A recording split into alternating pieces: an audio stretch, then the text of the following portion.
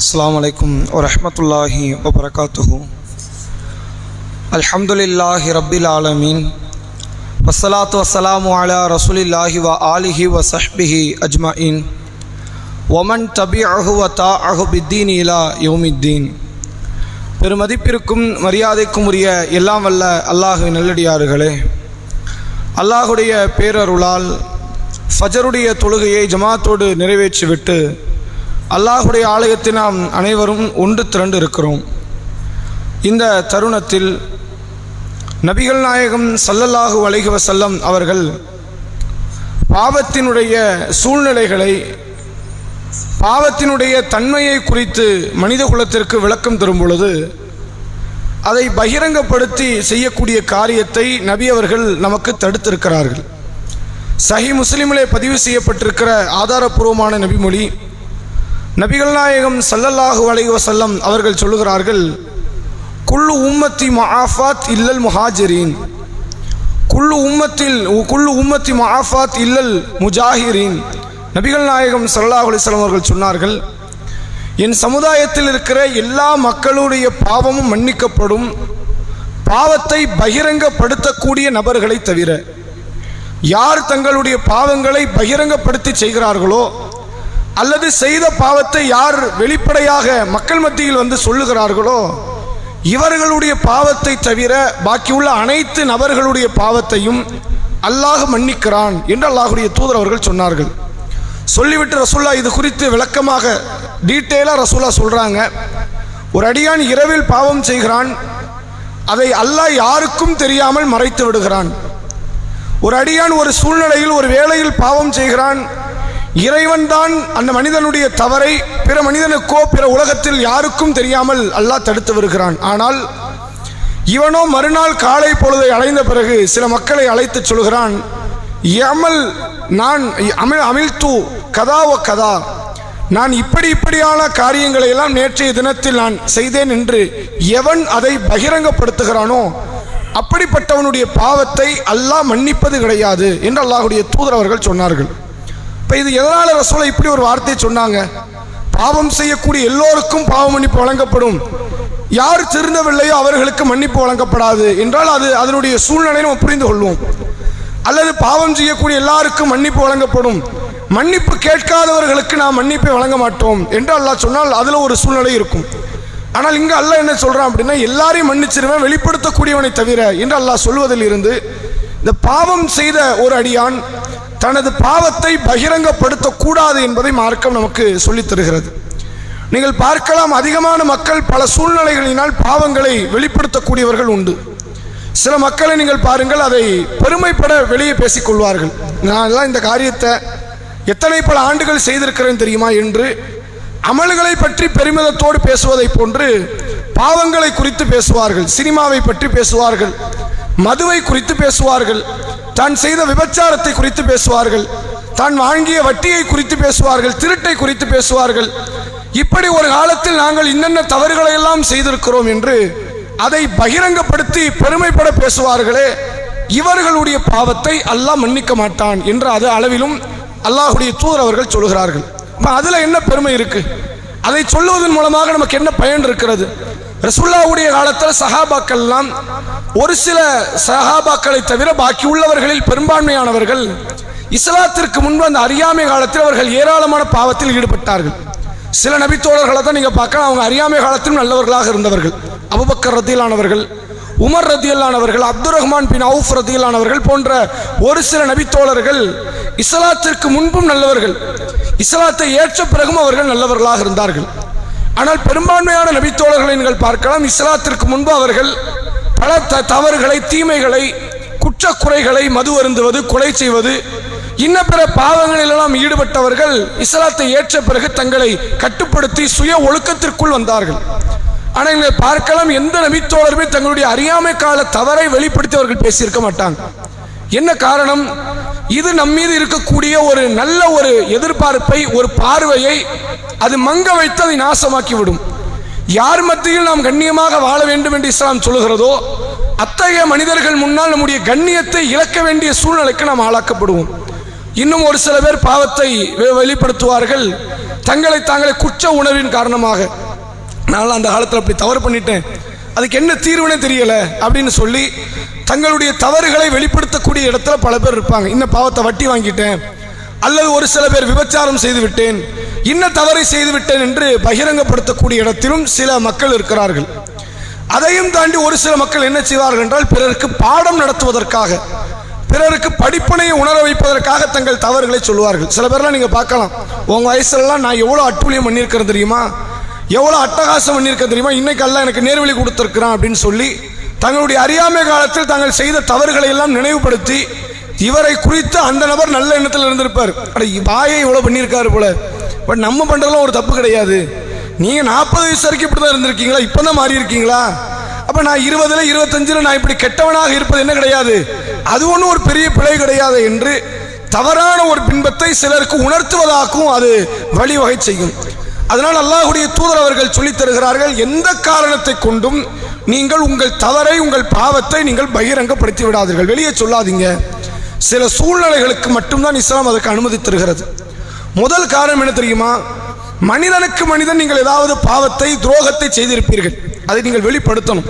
சம்பந்தப்பட்ட மனிதனிடத்தில் ஒருவர்கிட்ட கடனை வாங்கியிருப்பீங்க, நீங்கள் அதை மறந்திருக்கலாம், அவர் மறந்திருக்கலாம், பிறகு ஞாபகம் வருகிறது, இது ஒரு பாவம், அதை அவரிடத்தில் பகிரங்கப்படுத்தி ஒன்று கடனை ஒப்படையுங்கள், அல்லது கடனுக்கான பிராயச்சித்தத்தை, பாவத்திற்கான மன்னிப்பை அந்த நபரிடத்தில் நீங்கள் கேளுங்கள்.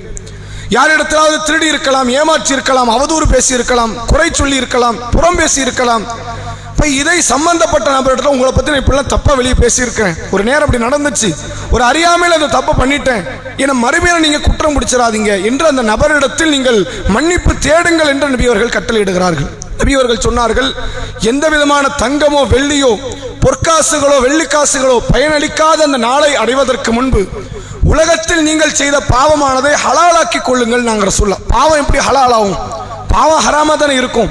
நீங்கள் அடுத்தவருக்கு செய்த துரோகம் தான், பாவம் தான், அவன் மன்னித்து விடுவானே ஆனால் அது ஹலாலாக மாறிவிடும்.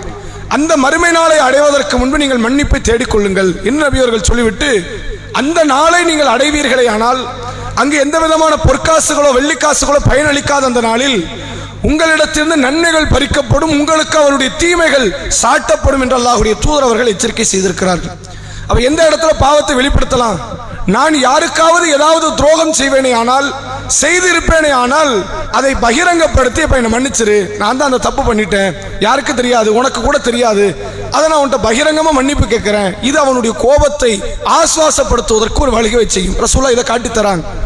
ரசூலுல்லாஹ்விடத்துல சில பேர் வந்து மன்னிப்பு கேட்டிருக்கிறாங்க, சஹாபாக்கள் சிலர் மற்ற சிலர்கிட்ட போய் இது குறித்து மன்னிப்பு கேட்டிருக்கிறாங்க. அதுபோன்று இன்னொரு குற்றத்தை இஸ்லாம் சொல்லுகிறது, யார் ஒருவர் செய்த தவறுக்காக வேண்டி தண்டனை பெற வேண்டும் என்று ஆசைப்படுகிறார்களோ அவர்கள் தங்கள் குற்றத்தை வெளிப்படுத்துவதை இஸ்லாம் விரும்புகிறது. ரசூலுல்லாஹ்வுடைய காலத்தில் ஒரு உயர்ந்த குலத்தை சார்ந்த ஒரு பெண்மணி நபி இடத்துல வராங்க. அந்த அம்மையார் வந்து சொல்லுகிறார்கள், அல்லாஹ்வுடைய தூதரே, நான் விபச்சாரம் செய்து விட்டேன்.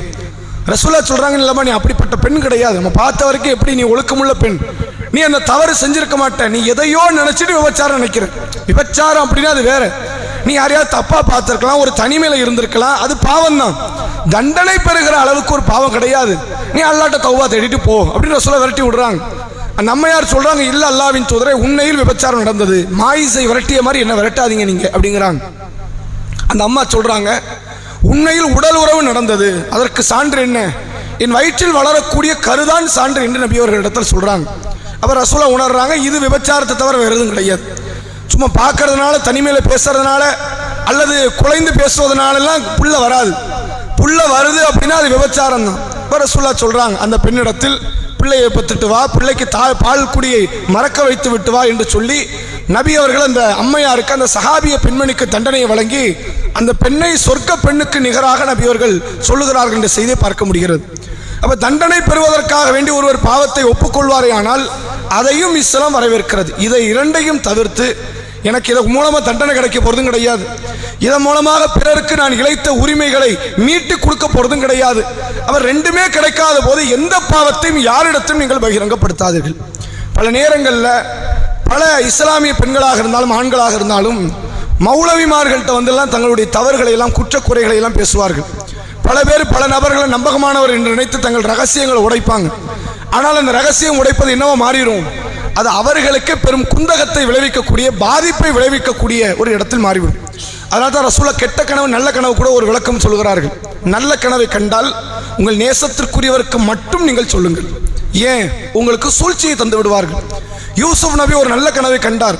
யாக்கூப் அலைஹிஸ்ஸலாம் சொல்கிறார்கள், உன் சகோதரங்கிட்ட கூட சொல்லாத, அவன் சூழ்ச்சிக்காரன், உனக்கு துரோகம் செய்து விடுவான், அவனை ஷைத்தான் வழிகெடுத்து கொண்டிருக்கிறான், உங்களையும் வழிகெடுத்துற போறான் அப்படிம்பாங்க. கெட்ட கனவுக்கு ரசூலா தனி வரைவிலக்கணத்தை சொன்னாங்க, யார்கிட்டயுமே சொல்லாது. ஏன்? அது ஒரு கலக்கத்தை ஏற்படுத்தும். ஷைத்தானால் அந்த கனவு மூலம் ஒன்றும் பண்ண போறது கிடையாது. அந்த கனவு ஷைத்தானிடம் இருந்து வந்தது, அவன் உங்களை பயமுறுத்துகிறான். அப்ப அல்லாஹ்ட்ட துவா செய்யுங்க, தொழுங்க, அப்படி எந்திரிச்சு போய்கிட்டே இருங்க. அதை விட்டு நீங்கள் அது யாரிடத்திலும் வெளிப்படுத்தாதீர்கள் என்று அல்லாஹ்வுடைய தூதர் அவர்கள் சொன்னார்கள். எனக்கு இயல்பாக வந்த கனவை வெளிப்படுத்தக்கூடாது என்று சொன்ன மார்க்கம், நான் மறைமுகமாக செய்த தவறு, என்னை அல்லாஹ் திரை போட்டு அதை மறைத்த ஒரு தவறு, அதை நான் பகிரங்கப்படுத்துகிறேன் என்றால் இது இறைவனுடைய திரையை கிழித்ததற்கு சமம். அல்லாவே பாவத்தை மறைக்கிறான், இல்லை நான் மறைக்கிறதா இல்லை, நானே வெளிப்படுத்துகிறேன் என்பது ஒரு பெரும் பாவமாக இஸ்லாம் பார்க்கிறது. இத்தகைய காரியத்தை செய்தவர்களுக்கு அல்லாஹ் மன்னிப்பை வழங்குவதாக இல்லை என்று மார்க்கம் சொல்கிறது. அப்ப அது ஒரு புனிதமிக்க ஒரு திரை. இதனால பாவம் செய்ய இஸ்லாம் தூண்டுவதாக புரிந்து கொள்ளக்கூடாது. அல்லாஹ் திருக்குர்ஆனிலே சொல்கிறான், சூரா ஆல் இம்ரானிலே, வலம் யுஸ்ரு அலா மா ஃபஅலு வஹும் யஅலமூன், இறையச்சவாதிகள் தாங்கள் செய்வது தவறு என்று தெரிந்து கொண்டு அதில் நீடித்திருக்க மாட்டார்கள். தப்புன்னு தெரியுதா, அதில் நீடிக்க மாட்டான். நீடிப்பவன் இறையச்சவாதி கிடையாது. அவன் யாரு கிடையாது? அல்லாஹ்வை உண்மையில் தக்வாதாரியாக அல்லாஹ்வை பார்க்கக்கூடிய ஒருவன் கிடையாது. ஒருவன் அல்லாஹ்வுக்கு பயந்து நடுங்கக்கூடிய உள்ளம் கொண்டவனாக இருந்தால் தவறு செய்வான். தவறு என்றால் இனி அவன் காலகாலத்திற்கு அந்த பாவத்தின் பக்கம் அவன் ஈடுபட்டு விட மாட்டான். இது இறையச்சவாதியினுடைய பண்பு என்று மார்க்கம் சொல்கிறது. அதை உணர்ந்து பாவத்தின் பக்கம் அறவே சென்று விடக்கூடாது. நாம் அறியாமை காலத்தில் ஒரு சில நேரங்களில் சில தவறுகளை, குற்றக்குறைகளை செய்திருப்போம். அதை பெருமைப்படுத்தி பேசுவதனால் உங்கள் பாவங்கள் மன்னிக்கப்படாது. அதை நீங்கள் குற்ற உணர்வோடு பிறரிடத்தில் நீங்கள் ஒப்புக்கொள்கிறீர்கள். இஸ்லாம் சொல்லுது, குற்ற உணர்வோடு ஒப்புக்கொள்வதற்கு அதிக தகுதி படைத்த முதலும் ஒரே காரணம் அல்லாஹ் மட்டும்தான். அல்லாஹ் குர்ஆனிலே சொல்கிறான், யா இபாதியல்லதீன அஸ்ரஃபு அலா அன்ஃபுசிக்கும், தங்களுக்கு எதிராகவே வரம்பு மீறி என்னுடைய அடியார்களே, லா தக்னத்து மின் ரஹ்மத்தில்லாஹ், அல்லாஹ்வுடைய அருளில் நீங்கள் நம்பிக்கை இழக்காதீர்கள். இன்னல்லாஹ யக்ஃபிரு துனூப ஜமீஆ, அல்லாஹ் ஒட்டுமொத்த பாவத்தையும் மன்னிக்கக்கூடியவன். அல்லாஹ்வை பொறுத்தவரை இதைத்தான் நான் மன்னிப்பேன், இந்த இலாக்கா என்னை சார்ந்தது, அந்த இலாக்காவை நான் மன்னிக்க மாட்டேன் என்று மார்க்கம் சொல்லல. முழு பாவத்தை மன்னிப்பேன். ஷிர்க்கை விட ஒரு பெரிய பாவம் கிடையாது. அதற்கே இந்த துன்யாவில் மன்னிப்பை தேடினால் நான் மன்னிப்பேன் என்று அல்லாஹ் சொல்கிறான். எல்லாத்தையும் மன்னிக்கிறதுக்கு ரகசியத்தை காப்பாற்றக்கூடிய இறைவன் இருக்கும் பொழுது அவனிடத்தில் உங்கள் ரகசியத்தை உடைத்து உண்மையை பேசி ஒப்புக்கொண்டு, அல்லாஹ் தான் விரும்புறான். பாவத்தை ஒப்புக்கொண்டு அவனிடத்தில் பாவ மன்னிப்பு தேடுறோமே, எல்லாம் நிர்பந்தத்தில் பண்ணிட்டு அவன்கிட்ட உட்காந்து போய் பேசக்கூடாது. உலகத்தில் நீங்க ஆட்டி எப்படி பேசுங்க, அது வேற. ரப்பிடத்தில் உட்கார்ந்துக்கிட்டு என்ன நிர்பந்தங்கிறீங்க? வேண்டுமென்றே செய்தேன் என்று சொல்லுங்கள். நபி யூனுஸ் அலைஹிஸ்ஸலாம் சொன்னார்கள், லா இலாஹ இல்லா அன்த சுப்ஹானக இன்னி குன்து மினல் லாலிமீன், அநியாயக்காரர்களில் நான் ஒருவன் என்றார். எல்லாம் தெரியாம பண்ணிட்டேன் பேசல, ஏதோ கவனவற்று பண்ணிட்டேன்னு சொல்லல. நான் தான் எல்லாம் அநியாயக்காரன், நீ என்ன மன்னிச்சிரு. நீ மன்னிக்கலன்னா நான் யார்? நஷ்டவாளி. நான் நபி ஆதம் அலைஹிஸ்ஸலாம் சொன்னார்கள். அப்ப இறைவனிடத்தில் நீங்கள் உங்கள் பாவத்தை பகிரங்கப்படுத்தி அல்லாஹ்விடத்தில் நீங்கள் பாவ மன்னிப்பு தேடினால் அல்லாஹ் ஒட்டுமொத்த பாவத்தை மன்னிப்பான் என்று மார்க்கம் சொல்கிறது. அவனை தவிர்த்து வேறு யாரிடத்திலும் உங்களுடைய பாவத்தை படிப்பினைக்காகவும் சொல்லாதீர்கள். நீங்கள் பெருமைப்படவும் சொல்லாதீர்கள், குற்ற உணர்வோடும் சொல்லாதீர்கள். அது உங்களுடைய கண்ணியத்தை நாசப்படுத்தி உங்கள் மூலமாக சிலர் வழிகேட்டிற்கு செல்வதற்கு ஒரு வழிவகையாக அமைந்துவிடும். என்றைக்கும் உங்களுடைய முந்தைய கால நன்மைகளை பற்றி மட்டும் பேசுங்கள், முந்தைய கால பாவங்களை மன்னித்து விடுங்கள். இறைவன் நம் அனைவருக்கும் அதற்குரிய தௌஃபீக்கை தந்தருள் புரிவானாக. அஸ்ஸலாமு அலைக்கும் வரஹ்மத்துல்லாஹி வபரகாத்துஹு. சுப்ஹானக்கல்லாஹும்ம